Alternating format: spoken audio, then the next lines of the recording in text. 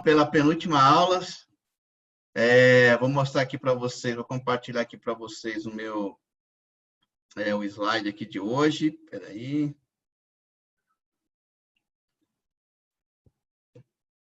Estão vendo aí? Ok.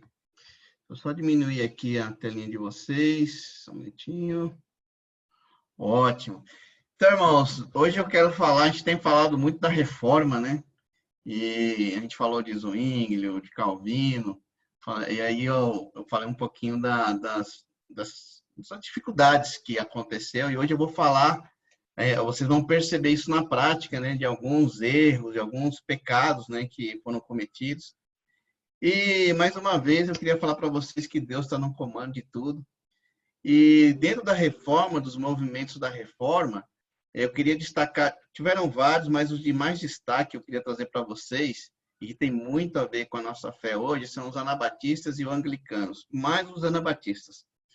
Então, assim, hoje, se a gente fosse tirar uma foto do movimento anabatista, seria mais ou menos isso, e dos anglicanos seria mais ou menos assim. Você vai perceber que os anglicanos têm uma mistura aí de reforma com a Igreja Católica, e eu vou te explicar por que aconteceu isso. Bom, quem foram os anabatistas? Eu vou explicar também por que eles são chamados de anabatistas. A reforma, os anabatistas, eles são conhecidos como a reforma dentro da reforma. Olha que interessante. A gente vê lá que Lutero tenta fazer uma reforma dentro da Igreja Católica, só que agora a gente tá percebendo que entre a reforma que Lutero, Calvino e Zwinglio fazem, há um grupo que tenta fazer uma reforma e uma parte desse grupo ele tenta fazer uma reforma radical. Sempre tem os radicais no meio, né? Então, para eles, para os anabatistas, a reforma de Lutero e Calvino, elas foram brandas demais, né? Não foi o suficiente, faltava mais aí um radicalismo. Então, o que eles queriam? Eles queriam uma restauração total do Novo Testamento. Você lembra que eu fui falando para vocês, né, que conforme Lutero e Calvino ia avançando na reforma, eles criaram um sistema de ensino e muitas pessoas começaram a ler a Bíblia. Então, os anabatistas são aqueles que começam a ler o Novo Testamento e ele vai lá para Atos 2, olha aí a história se repetindo, hein? Atos 2, 42 a 47, né? É onde fala que a igreja estava unida, eles vendiam tudo para cuidar das necessidades do grupo, eram dedicados aos ensinos dos apóstolos, havia união, havia compartilhamento de coisas, né? De comida, de casa. Então, eles olharam aquilo e encheram os olhos, né? E eles acharam que a reforma que Lutero e Calvino fizeram estava faltando esse ingrediente, né, da comunhão, da paixão, do retorno literal ao Novo Testamento. Então, o que eles defendem? Defendem uma separação total do Estado, porque eles sabem que a igreja do Novo Testamento ela não era ligada ao Estado. Eles começam a defender radicalmente, né, essa questão da igreja sair literalmente do mundo. Ela tem um estilo completamente diferente do estilo mundano, e a gente vai ver os desdobramentos disso. Então, olha as ideias radicais que eles têm, né? E a princípio são ideias muito boas, né? E você vai ver que isso acaba influenciando em muitas coisas hoje. Então, outras coisas que eles defenderam, né? É a questão, só tirar aqui um minutinho. Eles defenderam eles defenderam a fé como uma decisão pessoal. É o chamado credo batismo, ou seja, o batismo de crença. Não é mais de criança, né? Não é um batismo infantil, o pedobatismo. Então, eles rejeitam o batismo infantil e, olha, isso deu pano para a manga. Eles também acreditavam assim, já que nós estamos sendo radicais, já que nós queremos restaurar o Novo Testamento, o que aconteceu com a igreja de Atos? Ela é perseguida. Então, por que nós não queremos perseguição? Então, eles acreditavam que a igreja tinha que ser tão radical, tão diferente do mundo, que o mundo iria persegui-los, né? Como foi a igreja no primeiro século. Então, vai vendo a mente do anabatista. Eu queria explicar um pouco o nome anabatista que eu citei. É o seguinte, anabatista significa os rebatizadores ou contra-batismo. Por que rebatizadores? Porque eles eram contra o batismo de criança. As pessoas eram batizadas e falam, não, esse batismo não valeu, você precisa ser batizado.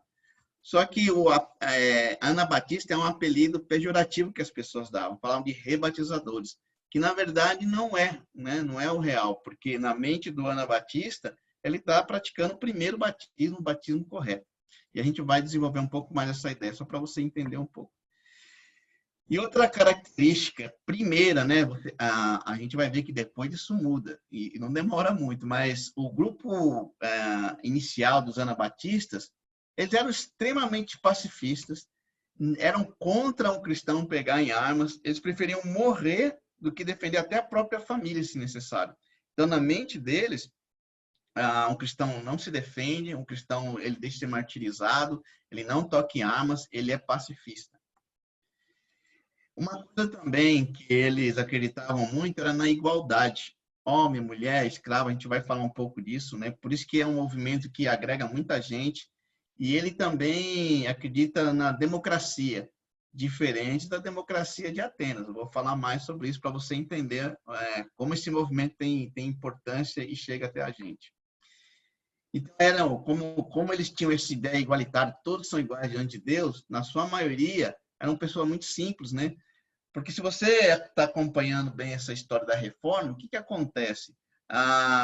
As primeiras pessoas que tinham, assim, digamos, tiravam uma vantagem muito grande da reforma eram os reis, os príncipes, né? Porque eles quebravam com Roma e toda aquela pressão de mandar dinheiro para Roma, né? De estar debaixo da mão do papado sai, né? Eles também tomam as terras da Igreja Católica, então eles são os primeiros beneficiados. Aí depois, né, com a questão do desenvolvimento do ensino público, é que algumas pessoas vão começar a ter um benefício, mas de cara, quem é beneficiado são as elites.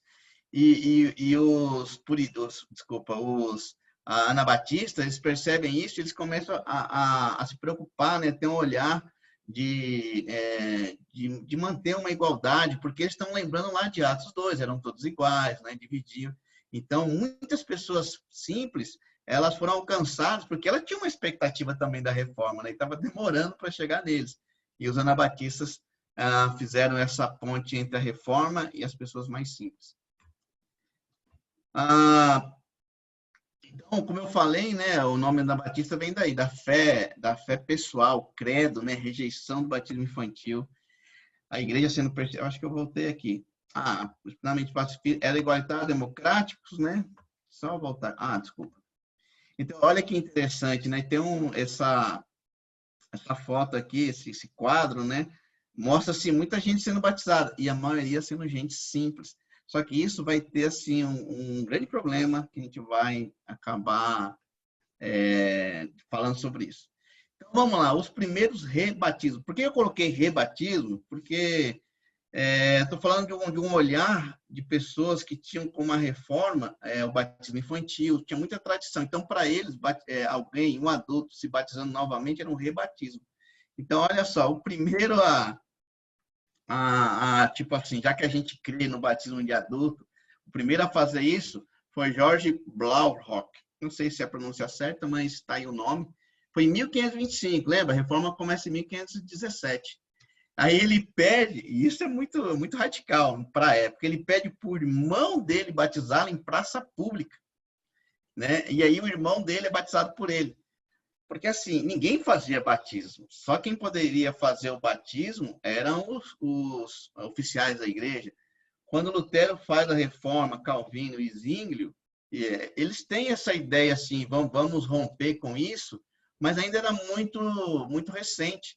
Então, assim, era muito estranho alguém que não é oficial da igreja batizar, né? Como que pode isso? Até hoje é assim, né, irmãos? A gente sabe, a nossa igreja tem essa prática, né, de um cristão, um discípulo, a gente crê que um discípulo pode batizar alguém que está seguindo a Cristo, mas fora da nossa igreja, eu conheço muito poucos que têm essa prática, né? A maioria é o pastor, é um evento, é uma coisa assim que ainda tem um oficial da igreja, né?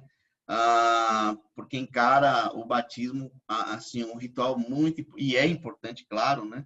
É um sacramento, Jesus mandou a gente fazer isso, mas tem isso aí vem de antes, né? Os anabatistas estavam quebrando com tudo isso, então por isso que ele era um apelidado, era um deboche, né? Então esse George Blaurock ele foi bem radical, isso foi muito, muito radical. Então, na verdade, para os anabatistas, eles estavam tendo o batismo bíblico, né? O primeiro. Só que os anabatistas, eles tinham uma característica muito importante. Eles eram devotos à oração. Eles eram devotos à leitura bíblica, a pureza das escrituras, ao serviço de um para com o outro. Olha que interessante. Eles tinham esse cuidado, né, de... lembra? Atos 2 é a referência para eles.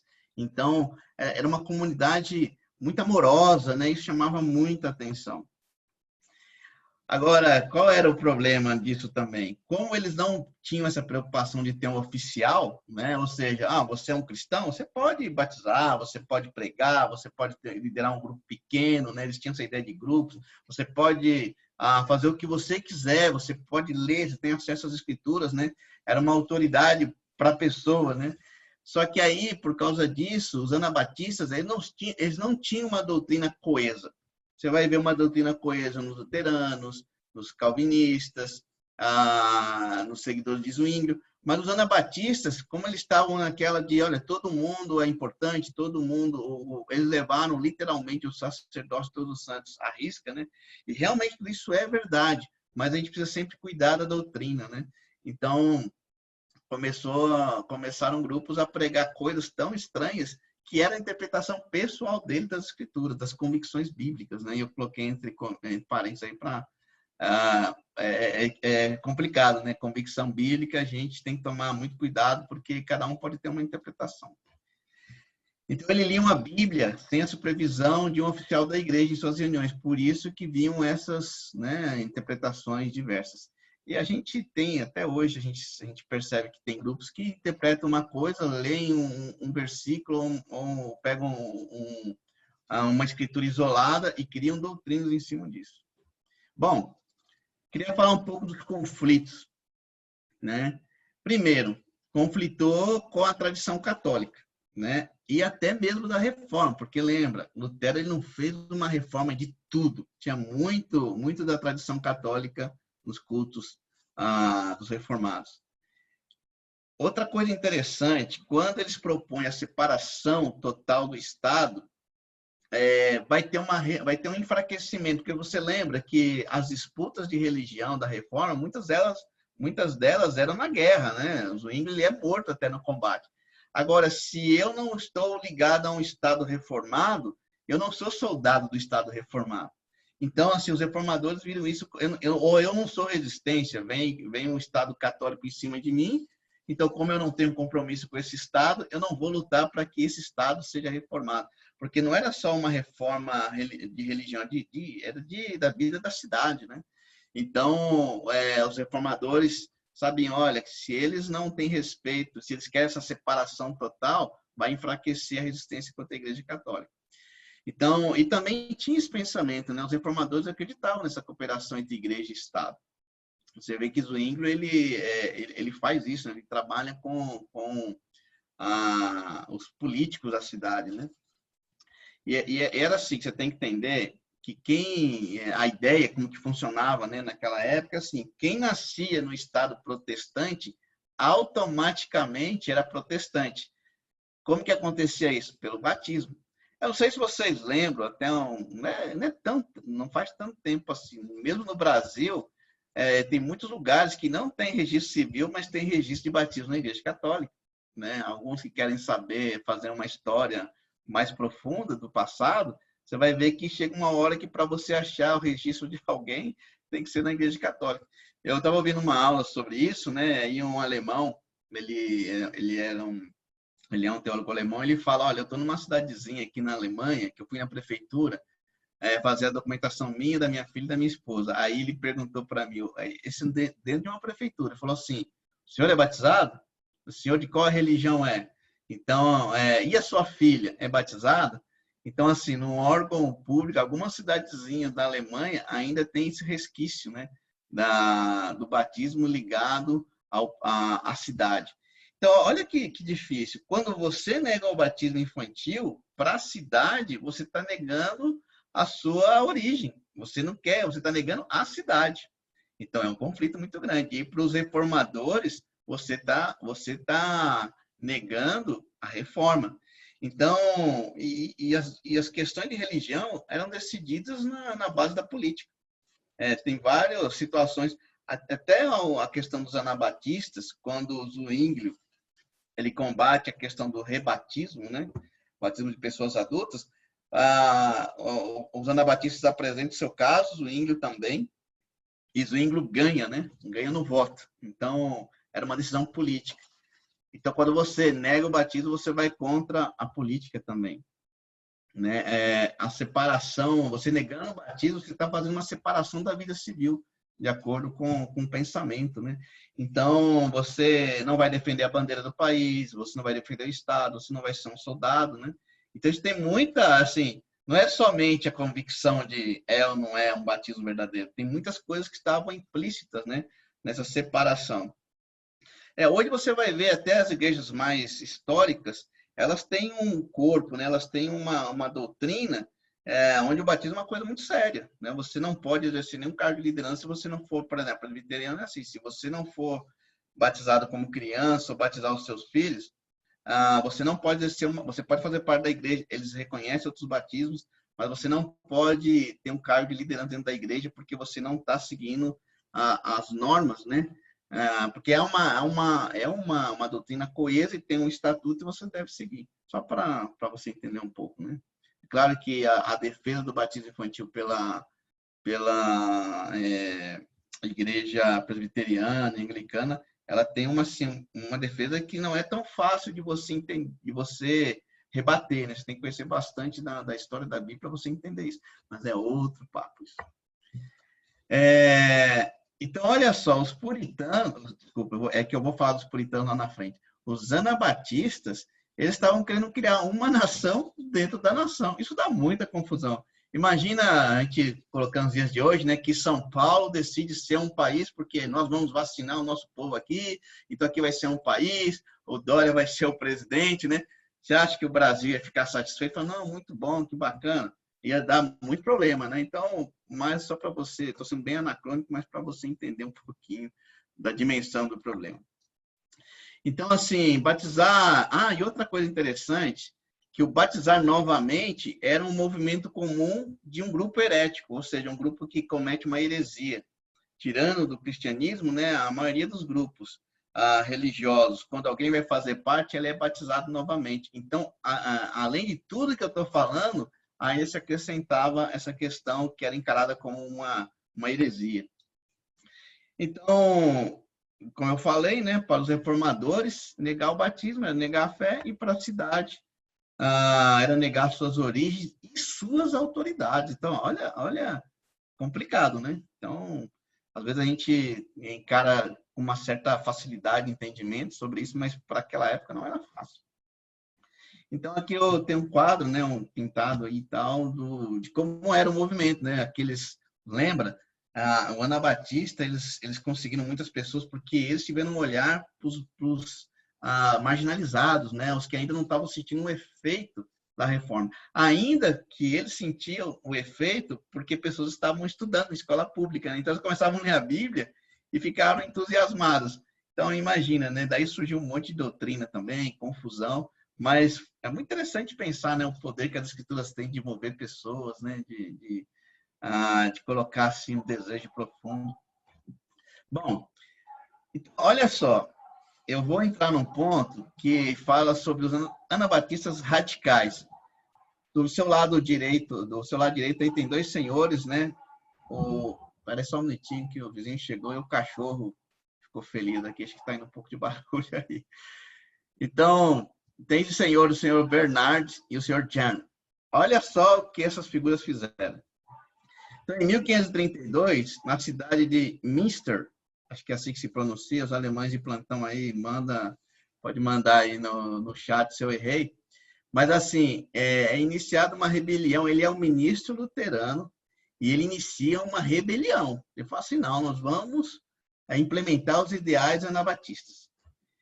Aí, o que acontece? Essa cidade que eu falei acima, ela se torna, então, um centro de atividade anabatista. É um foco. Ali está acontecendo, está vindo muitos anabatistas, o povo está abraçando a doutrina, aquela coisa, parece que Atos 2 está acontecendo. Só que em 1534, Jan Matthys, acho que é assim que fala, não sei, olha só, lembra, as pessoas estão lendo a Bíblia, estão vendo várias coisas, e começam a surgir algumas doutrinas. E esse Jan Matthys, ele se autoproclama Enoque. Lembra Enoque da Bíblia? Ele fala, não, eu sou Enoque, né? E ele declara, e essa cidade aqui é a Nova Jerusalém. É porque ele não conheceu Belo Horizonte, Minas Gerais, aqui, né? Senão ele falaria que esse estado, essa cidade, brincando, irmãos. Mas imagina, chega alguém e fala, não, eu sou Enoque. Eu li alguns trechos que também tinha uma mulher que falava que ela era Ruth. Uma bagunça, né? E que aquela é a Nova Jerusalém. E ele consegue seguidores. E sabe o que eles fazem? Eles tomam a cidade à força. Ele fala assim, não, essa aqui é Jerusalém, eles são pagãos, nós vamos... Eles tentam replicar um pouco o Antigo Testamento, né, misturado com o Novo. Olha só as maluquices. E esse Matthys, ele inicia um regime de terror. Ou o povo era batizado ou morria. Olha só, né? Isso lembra muito o Islã, né? O Islã é assim, ou você aceita ou você morre. Então, você está entendendo como acontecem umas bagunças, como algo que começa muito bem, começa a desvirtuar. Então, tudo isso vai chamando a atenção dos reformadores principais, né? Eles começam a ver, esse grupo é muito esquisito. E olha o que ele faz, ele saqueia a cidade, né? E ele reparte entre o povo. Então, quem é perseguido nisso? Os luteranos e os católicos, que são os que tinham propriedades, né? Eles têm um olhar assim, puxa, né? Que você pensa que olhar bonito, pensando nos marginalizados, só que eles tomam uma medida muito forte, né? Assim, eu acho que isso dando uma parada aqui para a gente pensar, a gente está vivendo uma época onde tem muito clamor pela justiça social, né? E nós devemos tomar cuidado, porque às vezes os clamores são lícitos, né? Mas a maneira como a gente quer alcançar isso pode desvirtuar completamente da Bíblia. Você pode pegar até princípios bíblicos, mas por causa da nossa natureza caída, né? A gente vai e faz uma coisa assim totalmente absurda, né? Imagina você matar. Imagina se a gente convidasse assim, né? Como a gente leva um revólver, um facão, ó, enquanto a pessoa na ou você vai ser batizado agora, ou eu vou te dar um tiro ou cortar você no meio. Então não é isso, né, irmão? Só para a gente pensar bem quando a gente quer defender algumas pautas e pega alguns princípios bíblicos, mas não, a gente sempre está olhando nosso coração, cuidando para que as coisas... É fácil desvirtuar, muito fácil. Bom, olha só como a coisa vai ficando maluca. Esse Jan morre e ele é sucedido por John não era John of Leyden, acho que é assim. Ele se autocoroa, ele se chama rei da Nova Jerusalém e ele institui naquela cidade, olha, ele está achando assim, aqui é um novo mundo, né? O resto é velho mundo, aqui é um novo mundo. E ele proclama um governo teocrático, ou seja, é Deus, né, que está no... Parece que está voltando às origens da Igreja Católica, né? Olha só como o ser humano ele pode se confundir bastante. Então, ele introduz a poligamia, lembra? Ele está lendo a Bíblia, ele quer imitar, né, o Antigo Testamento. Então, se os pais, se os nossos heróis da fé, né, Abraão, Isaac, Jacó tiveram haréns, né, várias... se eles praticaram a poligamia, eu também posso. Confusão total. E aí, o que acontece? Sempre lembra, tem pessoas lendo a Bíblia e 200 anabatistas se revoltam com isso, falam, não, está errado, né? E eles são mortos, né? São mortos. 50 deles são massacrados. Então, esse Leiden aí, ele tinha 16 esposas. Olha só que maluquice, né? Começou com uma coisa que parecia muito legal, muito bíblica, e olha onde está indo. Então, assim, essa cidade, ela entra no caos total. Aí o bispo da região, ele junta uma tropa, né? E até com o apoio de alguns anabatistas rebeldes aos anabatistas que eram rebeldes aos reformadores. Olha só a bagunça que está virando. E eles se recusam, esses anabatistas se recusam a apoiar um governo teocrático. Eles não são bobos, eles sabem que isso é uma bagunça, né? E aí eles retomam a cidade e executam todos esses líderes. Então, esse é o João Leirinho. Então, assim, por que começa uma perseguição aos anabatistas? Eu só queria deixar claro, assim, que eu não estou pegando esse histórico para justificar. Ah, não, eles eram caras malucos. Porque tem a raiz do anabatismo, né, dos anabatistas, desculpa, ela é boa, ela é baseada na Bíblia, eles estão com uma preocupação genuína, né? Talvez precisa de mais um crescimento na fé para essas decisões, mas acaba que eles vão pagar o pato por todo mundo. Então, o anabatista começa a ser encarado como um anarquista, entendeu? Um anarquista espiritual. Essa coisa de tirar uma autoridade bíblica, todo mundo pode fazer as coisas, você não precisa de alguém supervisionando, isso aí vira uma bagunça. E aí os reformadores começam a usar essa cidade que eu falei para vocês como exemplo. Olha o que dá quando as pessoas seguem os anabatistas, né? E não era verdade, não eram todos, né? Eu vou falar até de algum do que a gente é beneficiado pela fé dos anabatistas. Então, assim, o governo de Zurique, e aí tem o apoio de Zwingli, decreta pena de morte para todos os rebatizadores, independente. Falou que anabatista, se alguém praticasse um rebatismo, né, na visão dele, se um adulto fosse batizado, ele sendo reformado, ele ter sido batizado como criança, ele era condenado à morte, né? Você ver o nível que chegou. Então, os anabatistas, eles começaram a ser assassinados cruelmente. Eles eram esquartejados vivos, né? Eles morriam por esquartejamento, queimados, né? E, ironicamente, eles eram afogados, isso com o aval de Zwingli. Por isso que eu falei que Zwingli também ele pisou na bola, né? Ele permitiu, ele consentiu, ele perseguiu os anabatistas. E aquilo que acontecia com os reformadores antes, lembra quando a gente estava falando dos pré-reformadores que foram queimados, torturados?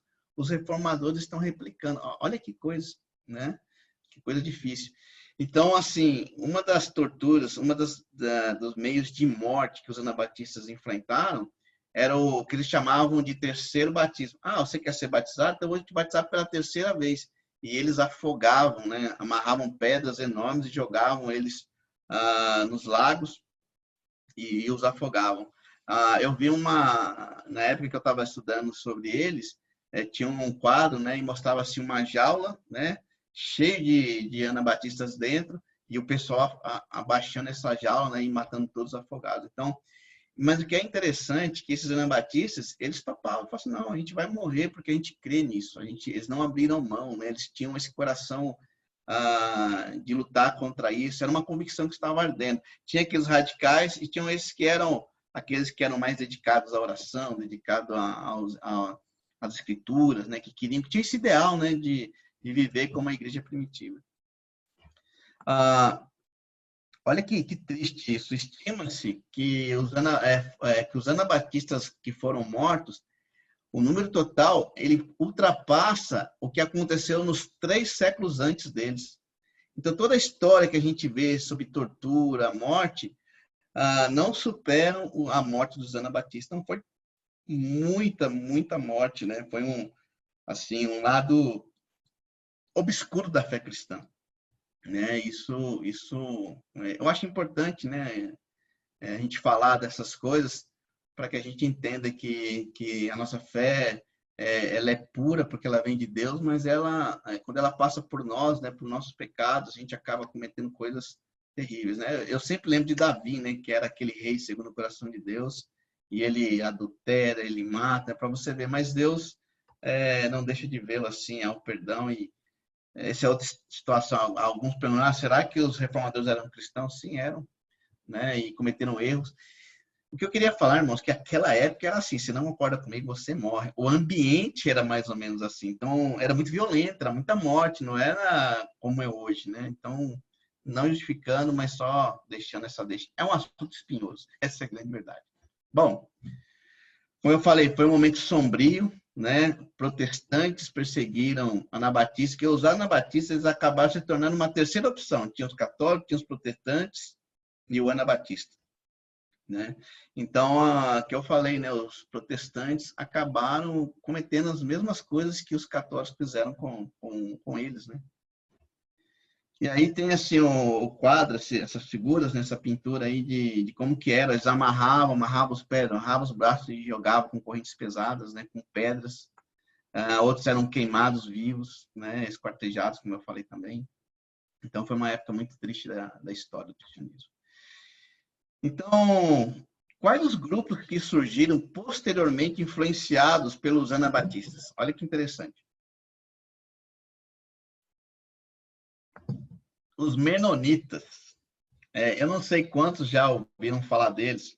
Quando eu morei no Paraguai, tinha alguns menonitas lá. E assim, tinha uma comunidade grande de menonitas. Então, eles têm uma ideia assim, eles vivem separados, né? Eles produzem as próprias roupas, eles produzem o próprio alimento, eles quase não têm energia elétrica nenhuma, porque eles pegam essa ideia de que, olha, a gente tem que sair do mundo, literalmente, né? Então, assim, eles vão sair completamente. Eles criam a própria sociedade com as suas próprias regras, com os seus próprios pensamentos, procurando não depender de nada do mundo, né? Então, esse grupo é um grupo forte ainda, geralmente de alemães, muito forte no Paraguai, acho que no sul do Brasil deve ter também. Os Amishes, né, nos Estados Unidos, é muito parecido com os menonitas, talvez até uma versão até mais radical. Eles têm essa mesma ideia, né? Se separam, casam entre eles. Eles não obedecem à lei americana, eles têm a própria maneira, né, deles levarem a vida, muito parecido com os menonitas. E tem os batistas, que a gente conhece, né? Então, assim, os batistas, eles vêm dos anabatistas. Por que batista batiza adulto, né? Porque eles têm essa influência dos anabatistas. A igreja batista tradicional, né? Eu percebi que eles têm batizado muita criança com 11, 12 anos, mas nesse pensamento, não, eles já são capazes de decidir, né? E eu não sei, eu acho que 12 anos ainda é um pouco imaturo, né? Mas já vi casos de pessoas com 12 anos realmente, né? Muita convicção. Mas a raiz das igrejas batistas é batizar adultos. É a influência dos anabatistas. E você vai depois perceber, eu vou falar aqui, que a influência, a confissão batista é uma das maiores confissões do mundo. Inclusive, os Estados Unidos é a maior. E você vai perceber que os batistas, eles têm uma grande influência na Constituição americana. Então, assim, os menonitas, né, eles têm mais ou menos, eles fabricam as próprias roupas, né, tem essa característica aí. Os Amishes, né, que talvez pela foto você vai reconhecer, tem alguns programas de televisão que retratam, né, falam de como eles vivem nessas comunidades. E tem as igrejas batistas, né, americanas também, a gente vê nos filmes, né, muito interessante. Bom, e esse aqui é uma parte legal. Qual foi o legado dos anabatistas? O Estado laico. Olha só, né, a gente fala muito de Estado laico, né, vem dos anabatistas. Liberdade religiosa. Lembra que cada um podia interpretar? Então, assim, os anabatistas não tinha essa, olha, se você está tendo esse discernimento, né, eles respeitavam, então isso foi gerando o que? A liberdade religiosa. A ênfase na fé pessoal. Lembra que eu falei assim, quando você nascia num estado protestante, você era batizado como criança, você não tinha muita escolha. E eles trabalham e dão ênfase na fé pessoal. Às vezes a gente tenta replicar, né? Você que seu filho, você quer que ele seja batizado, que você quer que ele seja ele tenha a mesma fé que você, mas ele precisa ter uma ênfase na fé pessoal dele. É isso que a gente precisa trabalhar, né? Isso é uma convicção que vem dos anabatistas. Claro que vem das escrituras, mas que tem eles que lutaram por isso, né? Nessa fase da reforma para cá. Então, é uma igreja, os anabatistas também, eles trabalharam nessa questão de uma igreja como comunidade voluntária. Eu vou acelerar aqui porque o nosso tempo está acabando. São dos anabatistas o zelo pelas escrituras e pela comunhão, né? Fortalecimento da igreja local. Isso é tão importante, né? Fortalecimento. Eles têm essa ideia, eles trabalham na ideia que se você não precisava estar ligado a nenhuma sede, né? Nenhuma liderança central. As igrejas locais, elas começaram a ter muito autoridade e poder, né? Então, isso é bom e isso também é ruim, porque vai depender, algumas igrejas locais, elas podem ir para o lado completamente, assim, longe da revelação bíblica, né? A gente vê isso acontecendo com eles também naquela cidade que comentei no começo. algo assim que os anabatistas fizeram, a inclusão dos mais pobres e marginalizados pela igreja. Eles tiveram esse olhar, sabe, de chamar. Uma vez eu vi um pensamento que eu achei muito interessante, né? Você pega essas igrejinhas assim, pentecostais, né? Aí você vê o pessoal de gravata, você já viu isso? Eles põem a gravata, a Bíblia. Então, assim, geralmente são pessoas muito simples, mas que a igreja pentecostal deu uma identidade, uma razão, né? Um propósito. Então, eles vestem a melhor roupa. Fora da igreja, eles não são nada, mas na igreja eles vestem uma roupa especial, né? Então, esse é um lado interessante, né? Aquele que não tem valor nenhum para o mundo, em muitas situações, dentro da igreja, ele é um cara especial, né? Ela é uma mulher especial, ela tem uma roupa bonita, ela se veste bem, as pessoas são, né? Elas têm aquela identidade de pertencimento, né? Eu pertenço a isso aqui. Então, isso foi um legado muito interessante dos anabatistas. E também a democracia como nós conhecemos hoje, sabe? Qual que é a diferença? A gente fala, a gente escuta muito, a democracia vem dos gregos e tal. E realmente, um dos princípios, sim, mas na democracia dos gregos, de Atenas, as mulheres, escravos e estrangeiros não participavam. Então, não é democracia, né? Eram impedidos de participar. Já os anabatistas, tudo era por meio do voto.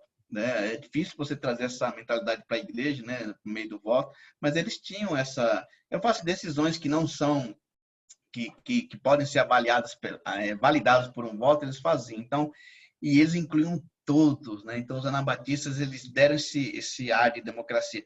Por isso que os Estados Unidos é considerado uma das maiores democracias, com muitos desafios, né? Porque muitos batistas, que vêm dos anabatistas, trabalharam aí, fortaleceram os Estados Unidos, né? Por isso que a democracia lá é muito elogiada. Claro que tem as suas controvérsias. Bom, o legado, né? Eles restauraram-se todos iguais perante Deus, liberdade religiosa, que eu falei. E foram os puritanos, né? Puritanos batistas, que têm raízes anabatistas, que fundaram os Estados Unidos. Olha que interessante. A Constituição Americana foi influenciada pelos batistas, né? Até hoje é a maior convenção de fé americana. Influenciou a maioria das igrejas evangélicas, com exceção da presbiteriana anglicana, em relação ao pedobatismo, que é o batismo de criança. Então, assim, a ideia de batizar adultos, quem trouxe de volta foi os anabatistas, e isso influenciou milhares de igrejas, né, evangélicas. Então, assim, qual que é um legado negativo? O anarquismo espiritual, né? Aquelas coisas, várias interpretações confusas da Bíblia, né? Como eu citado lá naquela cidade. Então, e a gente percebe, né? Cada esquina abre uma igreja e cada um parece que tem uma doutrina, né? Então, essa é uma crítica que a Igreja Católica tem com o movimento evangélico, né? Poxa, porque a Igreja Católica, qualquer lugar que você vai, a doutrina é a mesma.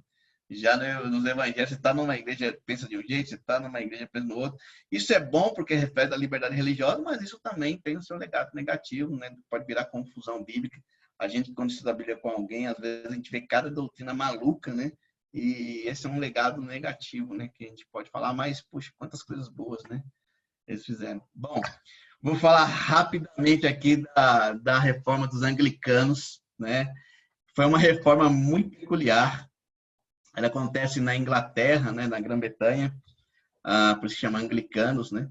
E é uma maneira muito interessante. Olha só, a gente pode falar que tiveram dois movimentos. Primeiro, um político, né, através desse rei Henrique VII. Interessante, em quantos outros lugares você encontrava um Lutero, um Zwinglio, um Calvino, né, pessoas apaixonadas, na Inglaterra não tinha ninguém. Eles estavam ouvindo rumores da reforma, respiravam esse ar dos reformados, mas não tinha ninguém que tinha esse desejo de brigar, né, bater de frente com a Igreja Católica, de mexer nas estruturas, né? Então, esse rei, ele faz uma reforma política. Agora, por quê? Esse senhor aqui, olha o olhar dele altivo, né? Você vai entender por que eu estou falando isso. Eu falei, né? A Inglaterra estava levando lá, tinha esse arma, né, tinha uma liderança ainda. E aí o Henrique VIII, espertão, o que ele faz? Ele aproveita desse clima porque ele estava no embate com o Papa.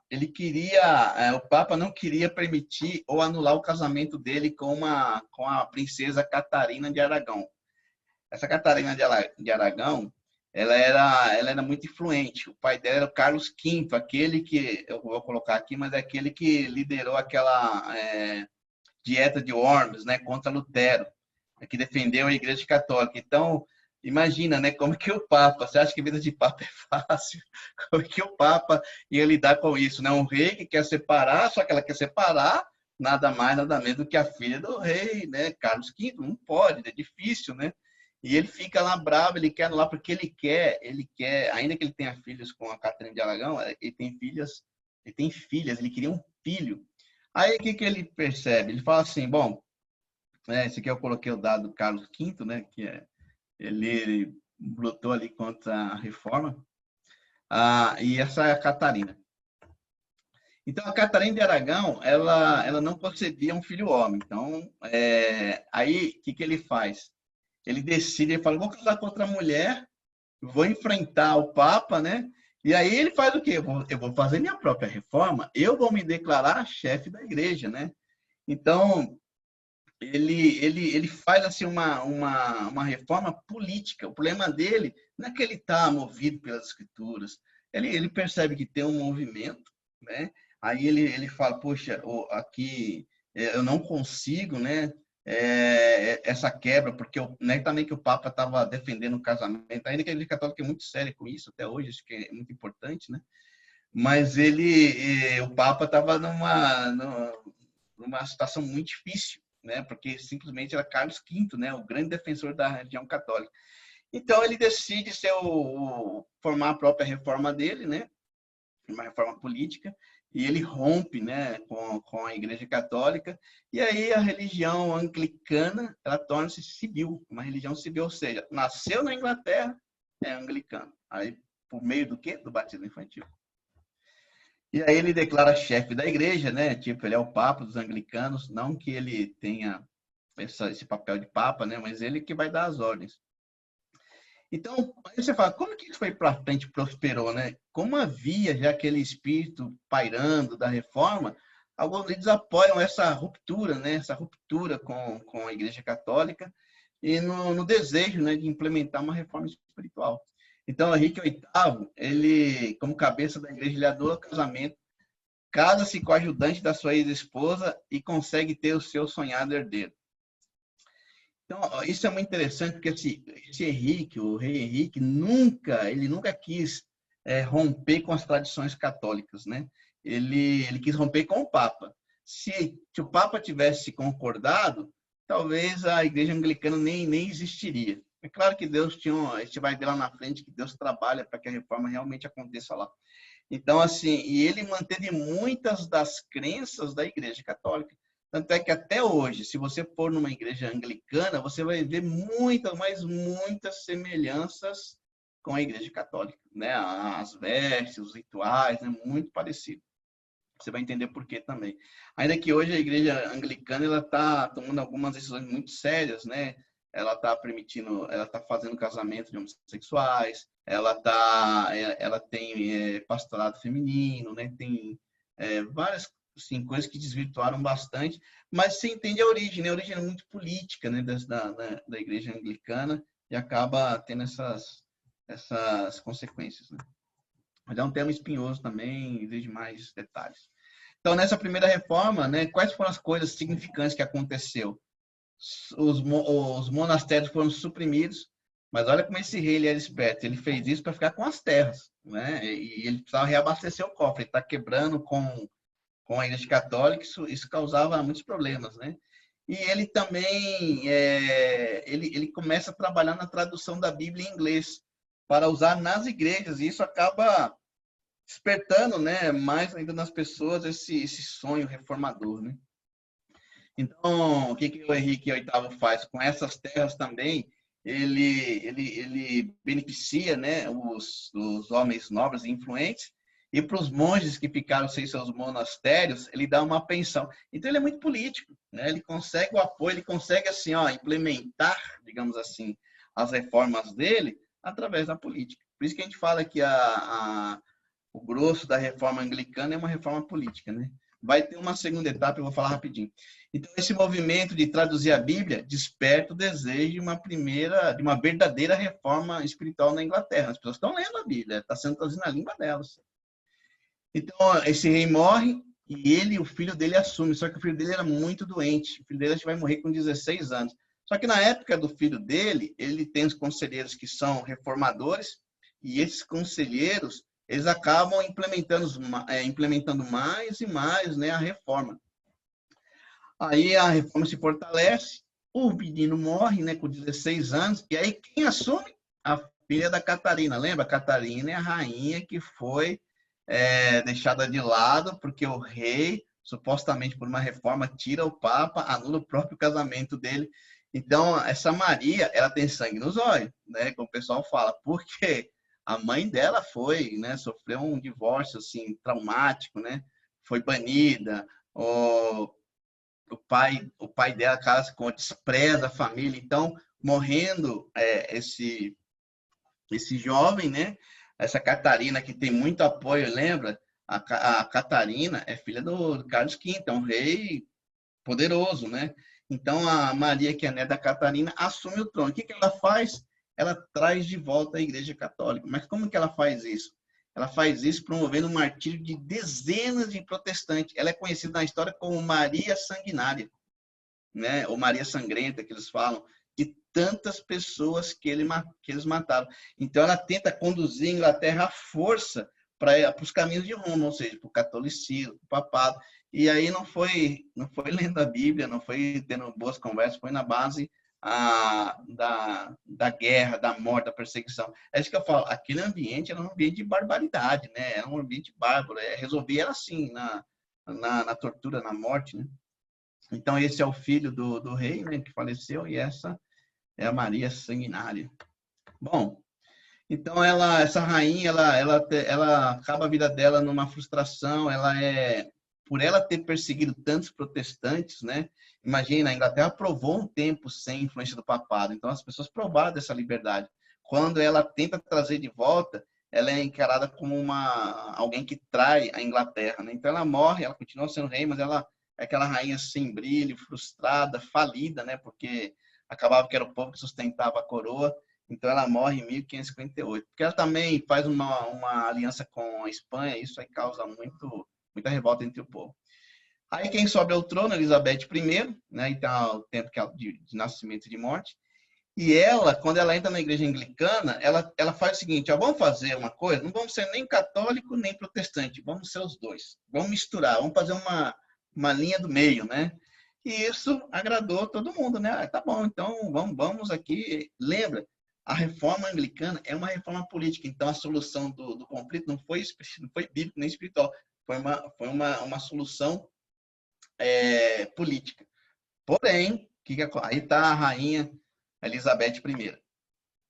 Aí a gente vai entrar, e já estou terminando, irmãos, a segunda etapa, a espiritual, né? Entre os puritanos. Talvez vocês já ouviram esse nome, é um tema bem interessante você estudar, né? Que toda essa bagunça, ela leva um século até chegar nos puritanos, e eles falam em si uma segunda reforma, né? Na igreja anglicana. Então, o que acontece? Quando Maria Sangrenta, ela começa a matar protestantes, uma parte deles fogem para o continente, vão para a Suíça, e quem eles encontram lá? Uma escola teológica de Calvino. Então, aqueles homens que tinham uma noção da reforma, eles fogem e eles caem lá na escola de Calvino, e aí eles começam a entender o que é a reforma, né? Aí vem as escrituras começam a ganhar o coração deles, eles começam a ter um entendimento que até então era político, eles não sabiam. E aí ele tem uma aula com um dos pais da reforma, né? E aí o que acontece? Eles aprendem o coração e o retorno às escrituras. Então lembra, está saindo daquela mentalidade política e está voltando para as escrituras. E aí são uma fotinho aí dos puritanos, um quadro, é claro, para você entender, né? O que acontece? Quando eles voltam, né? A perseguição acaba, eles retornam para a Inglaterra e encontram uma Inglaterra em paz, né? Com uma fé híbrida, meio católica, meio protestante. E eles se revoltam com essa falsa paz. Eles se rebelam e falam, não, gente, não tem nada a ver, não é isso, né? A reforma ela tem que ter piedade, ela tem que ter adoração, ela tem que ter fundamento bíblico, ela tem que ser comprometida. E eles eram assim. Por que eles foram chamados de puritanos? Porque eles estavam pregando a doutrina pura. Né? Olha, voltando às escrituras.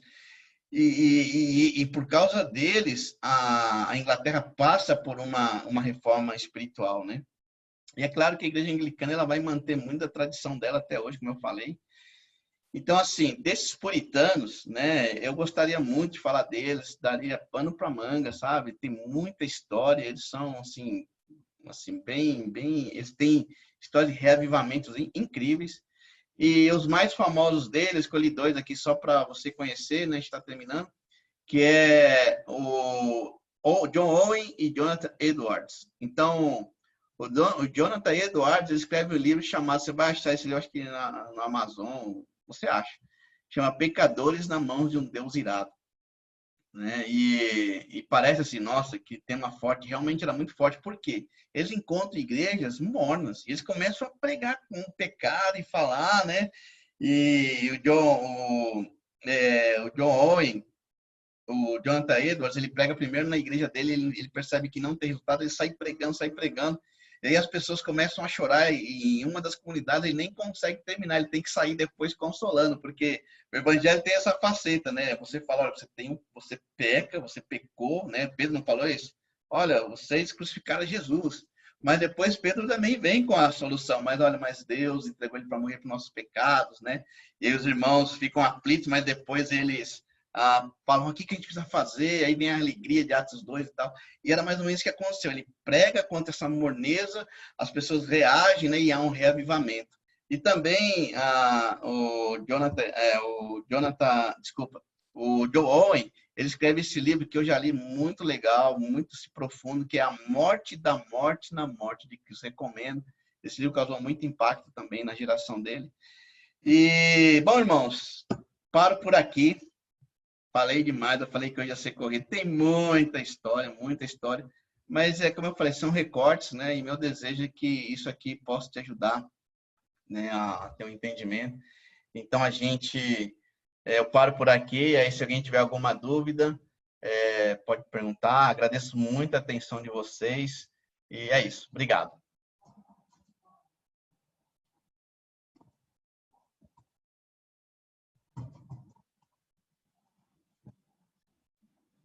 Se alguém tiver alguma dúvida, quiser falar alguma coisa. Pode falar. Sérgio, você pode coordenar por favor? Marcos, eu tenho tanta dúvida que eu nem sei o que eu tenho que perguntar, você acredita? Não, são nomes que eu vi aqui, ouvi, que eu falei, gente do céu, eu nunca ouvi falar.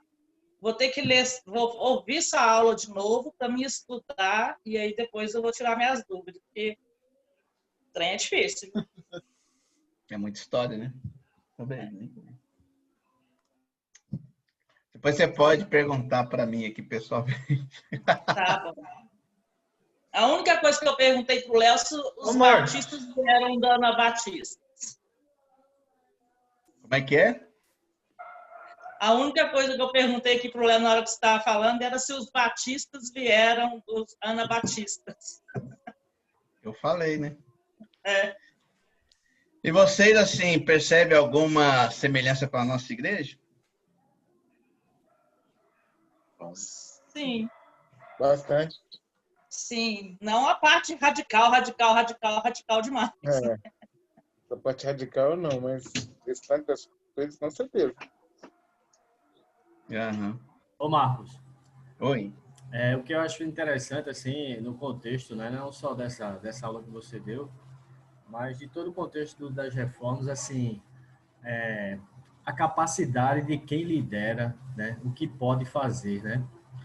Então, tanto para o lado bom, claro, tanto também para o lado ruim, né, o lado radical da história. Então, você vê que a reforma tem os nomes daqueles que lideraram, né, daqueles que estavam à frente, que tinha o poder exatamente de envolver as pessoas, e aí aqueles que não tinham, vamos ver, naquele momento tinham uma mentalidade digamos assim, fechada, porque as escrituras diziam, ia seguir, né? E isso faz um contraponto no sentido, aqueles que exercem a liderança, o grau de responsabilidade que eles têm, né?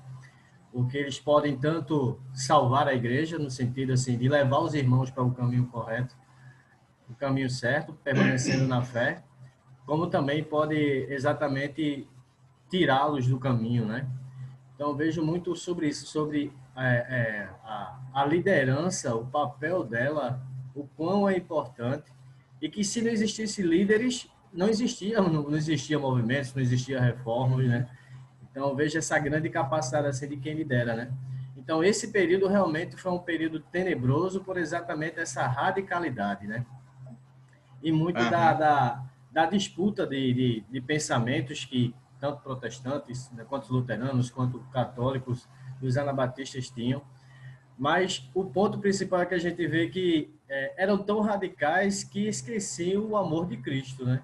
Esqueciam a mensagem que Jesus realmente pregou relacionado a amar ao próximo, né? Era muito radical. Ou seguia ou morria. Era simples assim, né? Então, eu vejo nesse sentido sobre exatamente a liderança, o poder e a responsabilidade que a liderança tem, né? Verdade. Ô, Marcos, eu queria te fazer uma pergunta sobre os puritanos. Eles continuaram ligados à igreja anglicana ou em algum momento você tem alguma separação entre eles e a igreja anglicana, ou se o que a igreja anglicana é hoje, ela ainda tem muito essa ideia dos puritanos, ou ela ainda mantém muito da ideia católica, dos conceitos que estavam por trás? Eu não conheço muito essa relação dos puritanos com eles, então não sei exatamente como é isso. Então, que eu observo, por exemplo, eu leio muito livros de alguns anglicanos muito bons, sabe? Que tem muito a ver com a nossa fé. Eles são ótimos teólogos. Mas tem uma parte da igreja anglicana que mantém aquela ideia do Henrique, né? Da Elizabeth I, aliás, uma mescla, né? Híbrida, bem híbrida. Se você fizer uma pesquisa na internet, você vai ver muito encontro do Papa com o líder anglicano, né? Eles têm muito isso ainda. Mas sempre tem os dissidentes, né? Que as pessoas se identificam como anglicanos, mas que não seguem a raiz anglicana, sabe? Essas ideias de ter uma igreja híbrida e tal.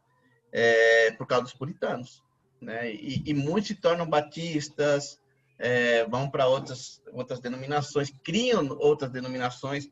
Um deles é John Wesley, ele é extremamente influenciado também, né, por puritanos, pelos morávios. Então, assim, tem muita história, né? Eles tiveram muito alcance e alguns mantiveram-se firmes, outros não. Uma coisa interessante que você vai observar, a igreja anglicana, ela mantém essa característica política, como eu falei. Hoje, ela está bem diferente dos princípios originais, né? Ela está assumindo uma postura mais ideológica, ela está bem assim, se adaptando, né, aos novos tempos. Então, isso acaba dando um gás, né, para a anglicana, porque ela vai permitir pastores LGBTs, né? Ela vai ter um olhar. Então, assim, os puritanos não fizeram uma transformação total, mas tem muitas pessoas que são bons. Eu acho que os bons teólogos anglicanos têm raiz puritana. Você falou um desses nomes, se eu não me engano, acho que o próprio C.S. Lewis, John Stott, acho que são todos dessa linha anglicana, né? Mas eles não pensam como um anglicano raiz, né, que eu falei aqui, né? Eles são muito pelo contrário. Então, são ótimos. Exato. Legal. Obrigado, Marcos. Valeu. Alguém mais tiver aí perguntas? Só um comentário, assim. Oi, eu fico pensando, nossa, é um pouco assustador a gente ver a história e pensar que ela continua, né? Então, se a gente olha só, tipo, eu estou ouvindo sobre isso é a primeira vez, né? Sobre a história toda da reforma.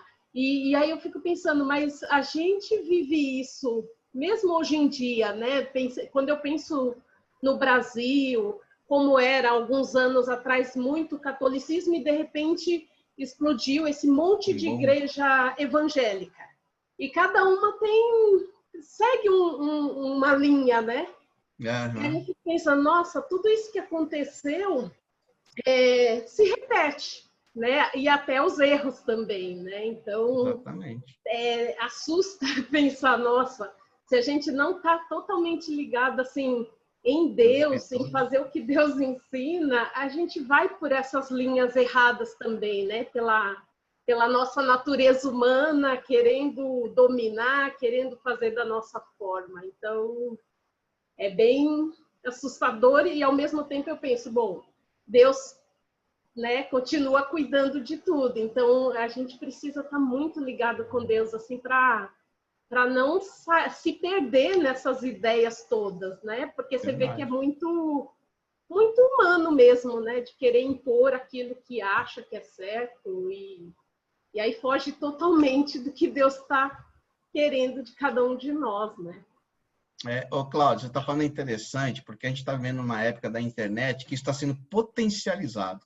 Uhum. Então, dentro da nossa igreja, pessoas conhecem pessoas, aí vem alguém com uma nova doutrina que faz muito sentido. Eu tenho muito problema quando começam a surgir coisas novas focadas em pessoas.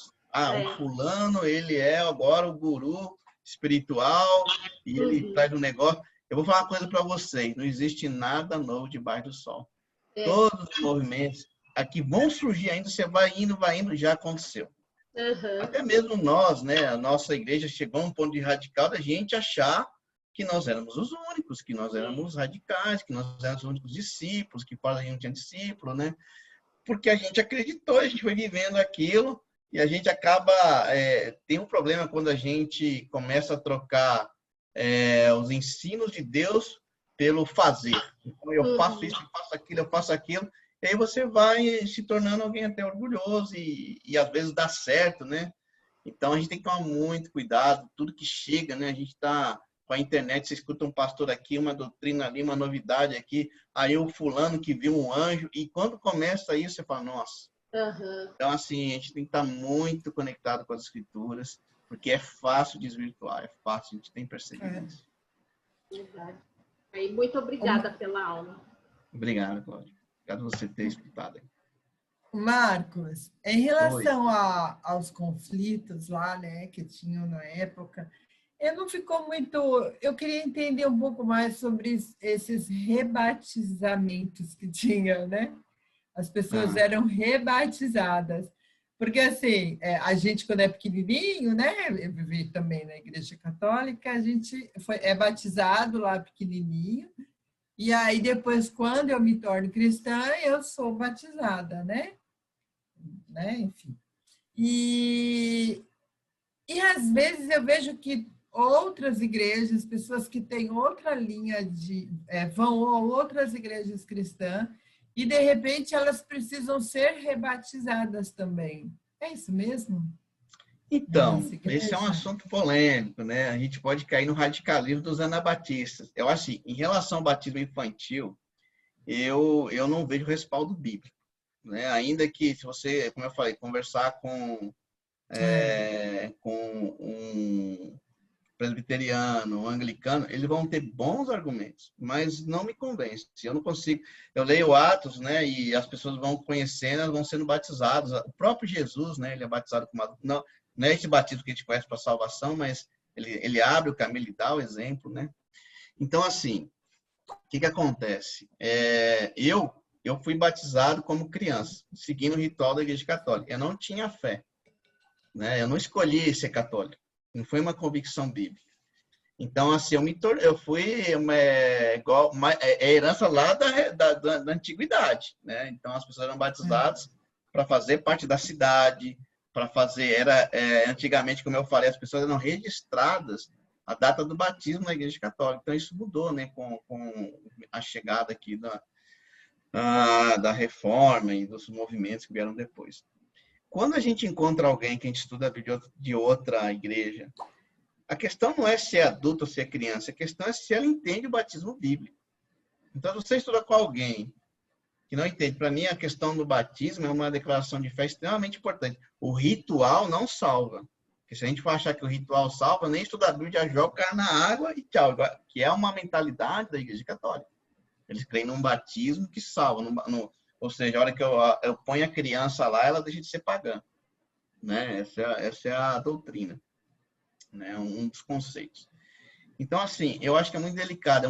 Como é uma decisão pessoal, você tem que mostrar o que a Bíblia ensina é isso. Né? Por isso que você também tem que tomar cuidado e não achar que todo mundo que não está na minha igreja, o batismo não é válido. Nós praticamos muito tempo isso, porque a gente estudava a Bíblia e na nossa convicção, né? A gente pode ter cometido alguns erros? Acho que sim. A gente vê os reformadores cometendo, a gente pode ter cometido alguns erros. Então, eu acho que nos chama a pensar ainda mais em estudar a Bíblia, levar a Bíblia com seriedade, né? E levar a pessoa, porque é um batismo de fé, de crença. Ela tem que ler, ela tem que crer, Deus tem que convencê-la. Porque assim também, eu posso botar um medo, né? Nossa, eu não vou batizar, ela vai para o inferno, porque não, que isso também é um erro. Né? Você não vê... a gente confunde com o João, né? Oh, raça de víboras, né? Isso é uma outra situação. Então, acho que a gente precisa reavaliar a nossa conduta, o nosso estudo, não assim, a nossa abordagem com pessoas adultos foram batizados, e ajudá-las. Assim, a gente tem provado isso aqui, e algumas pessoas falam, olha, quando eu fui batizado mesmo adulto, tem a mesma validade como criança, eu não tinha fé em nada, eu fui lá não mudou a minha vida. Porque uma coisa que eu entendo, que quando nós somos transformados, alcançados por Deus, nossa vida é transformada. Então, se eu estou seguindo todos os rituais e minha vida não muda, tem alguma coisa errada, não estão os frutos do Espírito. Mas eu não carrego mais esse peso de ter que convencer ninguém, porque eu vou ensinar o que eu vejo nas Escrituras, que eu acredito, e ajudar a pessoa a ela ter um discernimento. Porque quando ela tem a convicção dela, puxa, é outro papo. Né? A gente acaba vendo muitas pessoas confusas nesse assunto. Então, assim, na antiguidade, só conhecia o batismo infantil. E os anabaptistas liam Atos, falando, gente, não está batendo aqui, né? Porque estão batizando criança. Tudo que eu leio é adulto sendo batizado. Foi a convicção que eu adquiri. Eu falei, gente, eu não fiz nenhum curso de teologia para me dar conta que todos os batismos que eu vi em Atos eram de adultos. Né? Até de judeus. Né? Já tinham passado.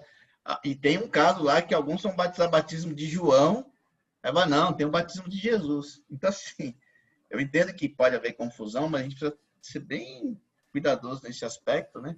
E eu não duvido, se eu não aceitar batismo de outra igreja, de alguém adulto, o que eu estou falando é só na minha igreja que vale. Aí a gente pode cair num erro, igual os anabatistas. Nós vamos fundar aqui a cidade dos únicos, né? Então, assim, você está percebendo como é sério, a gente precisa de oração, estudar a Bíblia com as pessoas é muito importante, né?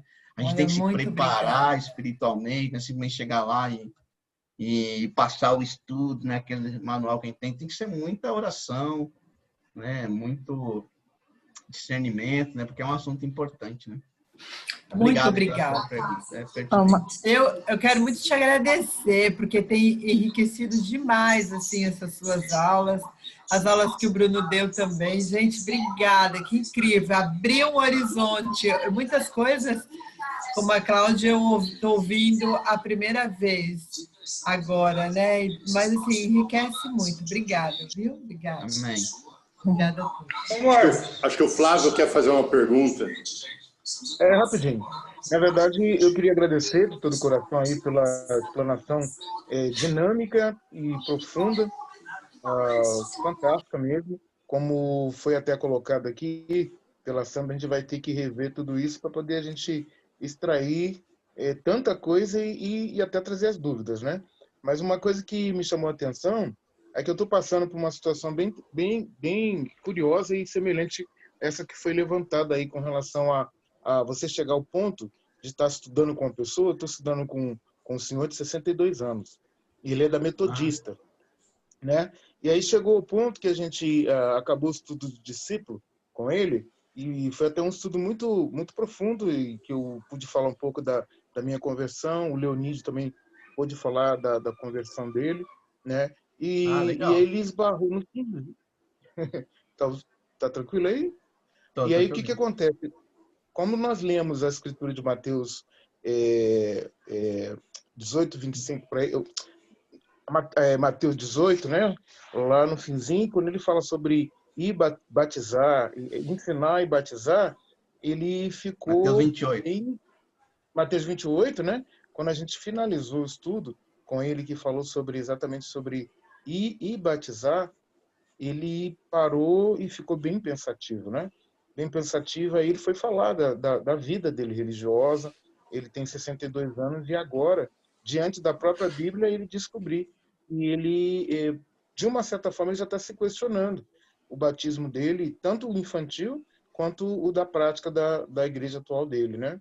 Mas ele ficou bem curioso, bem impactado, e nós falamos para ele, tanto para mim quanto para o Leonídio, a gente passou por esse questionamento também. Tinha uma vida católica e tudo mais, e eu tive que refletir. Eu tinha um batismo ou eu não tinha um batismo?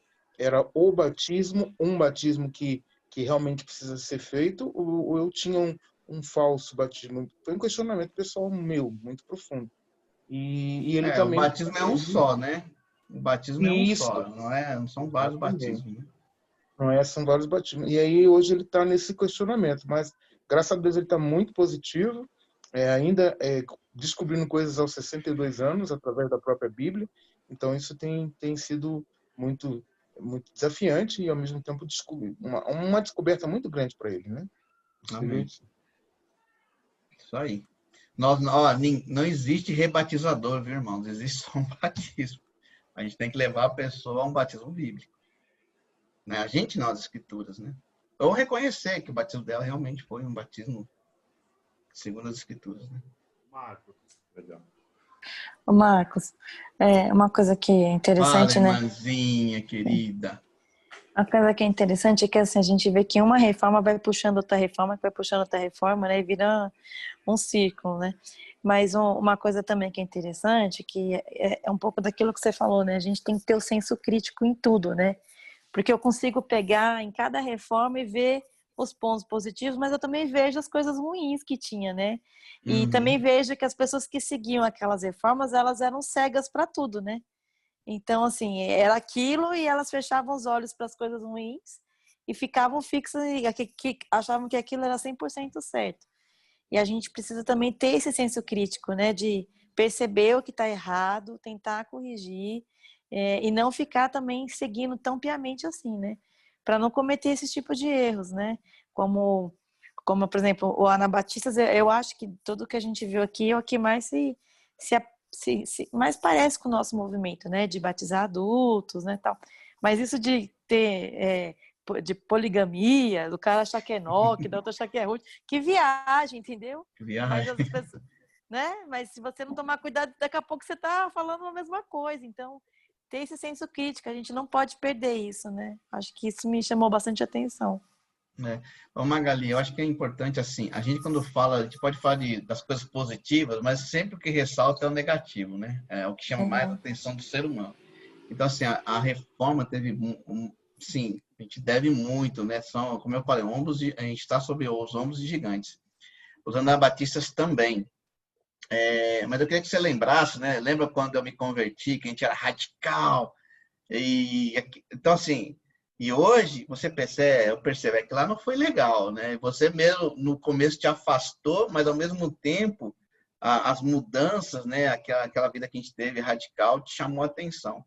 Então assim, eu queria que a gente pensasse, a gente tem que ter muita misericórdia até com pessoas que erraram com a gente no passado, porque esses reformadores que erraram, eles estavam tão desejosos de fazer a vontade de Deus que eles erraram, né? Então assim, eu acho que isso para mim é uma lição, sabe? Porque se eles não tivessem feito o que eles fizeram, imagina, a gente poderia estar imitando a Idade Média. Se a gente pensar bem aqui no Brasil, as coisas são recentes, porque com a vinda dos portugueses, aqui imperou o regime medieval, a Igreja Católica, né? Então, assim, eu penso que muitas coisas foram transformadas. Então, a gente tem que ficar com as coisas boas e com esse filtro que você falou. Vão vir novas ideias, a gente tem que ter o filtro.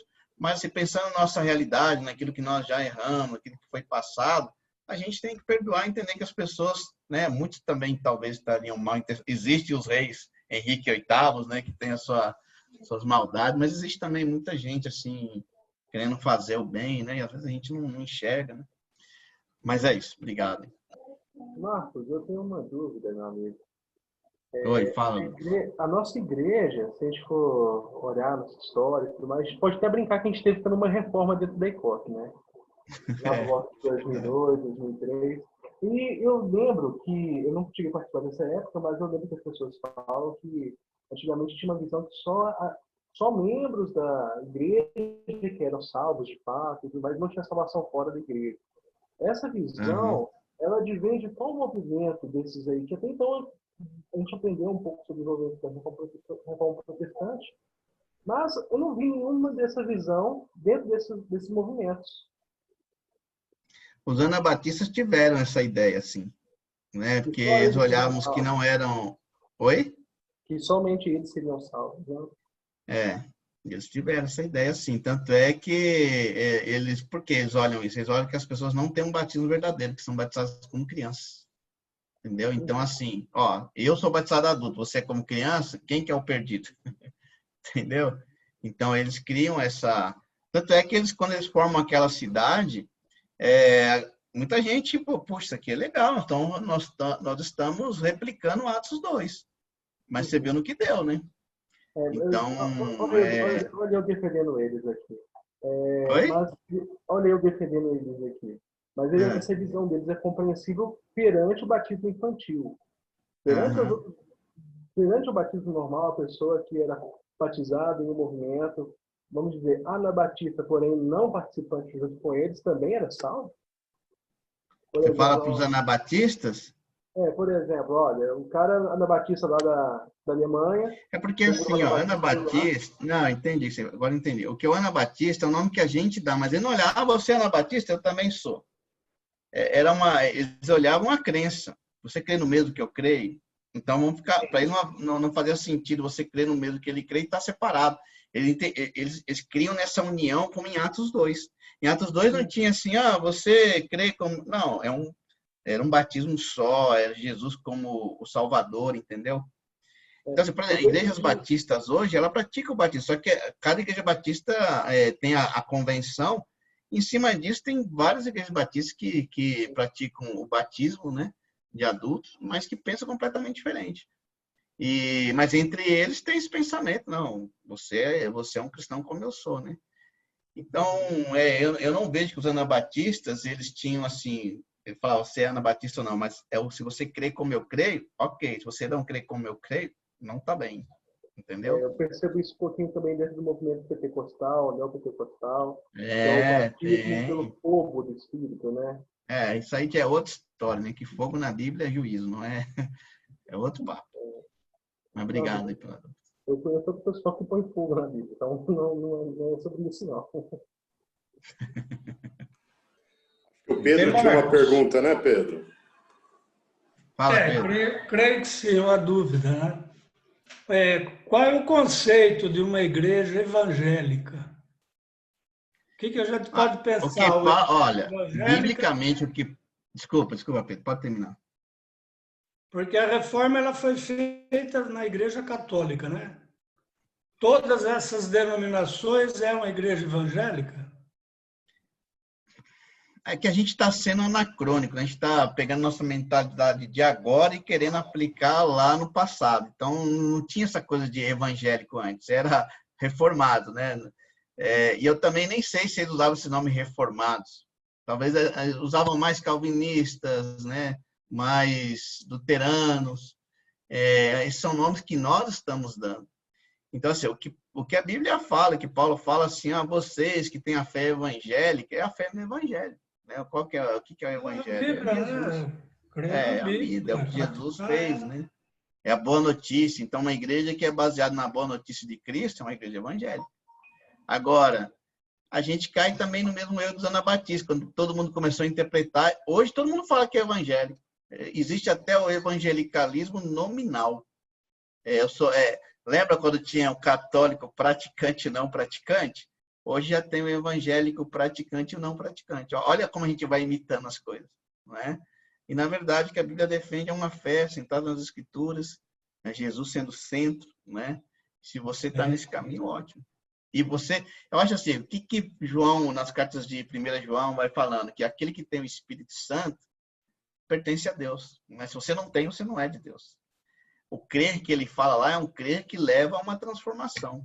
Né? Transformado. Então, esse é o grande, no final, é o que a nossa Bíblia está reproduzindo. E olha, eu não estou falando que as obras vão produzir em você o cristianismo. É o cristianismo que produzem as obras, está entendendo? Você se conecta com Cristo, você tem Cristo como Senhor, e aí as obras aparecem. Não é o contrário. Eu sou um cristão porque eu faço isso, eu faço aquilo. Isso também aí a gente está defendendo uma salvação por obras, não por fé. Então, isso é muito importante. As obras são importantes, elas existem, mas elas são uma consequência de uma vida com Cristo. Obrigado. Bom? Marcos. Oi. Tudo bom? Boa noite, obrigado aí pela aula. Fala, Emil. E posso complementar essa... Eu tenho vendo a pergunta aí do irmão do Pedro, eu já vi uma explicação, acho que histórica, né, assim, de onde que vem o movimento evangélico histórico, né? Se permitir, eu posso rapidamente. Então, você vai falar de Lausanne ou não? Não, de como que surgiu o termo evangélico. Tá, pode falar rapidinho. Historicamente. Acho que no sim, século também, XIX... Oi? Não, pode falar. Rapidinho. Rapidinho. É que no século XIX, as igrejas metodista, presbiteriana e batista, eles chegaram reconhecendo entre eles ali como igrejas irmãs, eles decidiram ter uma abordagem mais positiva, mais das boas notícias do que uma abordagem mais de punição. Então ali que surgiu essa expressão na igreja evangélica, né? Que com o tempo foi deturbando também, né? Hoje não se aplica isso mais também. Assim. Você vai ver a igreja evangélica que, né, vai pregar o Antigo Testamento, né? Totalmente. Uhum. Mas historicamente foi a partir daí. Legal, obrigado aí, acrescentando, isso mesmo. E tem tanta história ainda para frente que passaremos aqui a vida inteira. Legal, Marcão. Acho que pela hora que a gente está chegando, acho que a gente pode terminar. Queria muito agradecer o pessoal participando. Acho que tem sido aulas realmente bastante esclarecedoras, traz fatos que realmente, como você disse, refletem na nossa vida hoje. Às vezes a gente nem consegue identificar algumas das origens, mas com o que você está trazendo, isso ajuda a gente a fazer umas ligações muito interessantes. Então, queria agradecer a todos, especialmente o Marcos aí por mais uma aula, e convidar a todos para vir semana que vem para a gente fechar o ano e essa série aí com chave de ouro. Então, mais uma vez, muito obrigado. Obrigado. Depois aí tem assunto para pano para manga, tem os pais da igreja, tem os movimentos, tem muita coisa. Obrigado, irmãos. Obrigado aí pelo tempo de cada um. Obrigado pela oportunidade. Até a próxima. Obrigado, Marcão. Obrigado, Sérgio. Obrigado. Boa noite. Bom descanso a todos.